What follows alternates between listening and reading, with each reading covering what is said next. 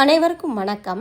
நவராத்திரி ஆரம்பமாக போகுது. இந்த நவராத்திரி நாளில் நம்ம சக்தியை வழிபடுவதற்கு கையில் மருதாணி வைத்து நம்ம வழிபடும் பொழுது நம்மளுடைய கோரிக்கைகள் நிறைவேறும். மருதாணி அப்படின்னு சொன்னாலே அது மங்களகரமான பொருள், ஐஸ்வர்யத்தை கொடுக்கக்கூடியது. மருதாணி வச்சவங்கள கேட்டிங்கன்னா சொல்லுவாங்க, நமக்கு மகிழ்ச்சியும் ஒரு பாசிட்டிவ் வைப்ஸும் மருதாணி வைக்கிறனால கிடைக்கிது.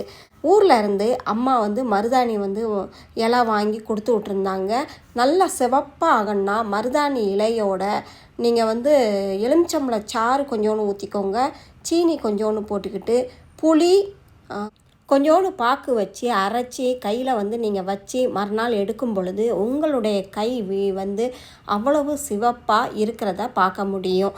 இந்த தான் ட்ரை பண்ணி பாருங்கள். மருதாணி வைக்கிறதுக்குமே நாட்கள் இருக்குது. வியாழன், வெள்ளி, ஞாயிறு இந்த மூன்று நாட்களும் சிறந்தது. திதின்னு பார்த்தீங்கன்னா பஞ்சமி, தசமி, ஏகாதசி, துவாதசி இந்த நாட்களில் வைங்க. ராகுகாலம், யமகண்டம் இதெல்லாம் தவிர்ப்பது நல்லது. இந்த குறிப்பு உங்களுக்கு மிகவும் பயனுள்ளதாக இருந்திருக்கும் அப்படின்னு நான் நம்புகிறேன். வீடியோ பிடிச்சிருந்தா நம்ம சேனலை சப்ஸ்கிரைப் பண்ணிவிட்டு ஒரு லைக் கொடுத்துருங்க. நன்றி, வணக்கம்.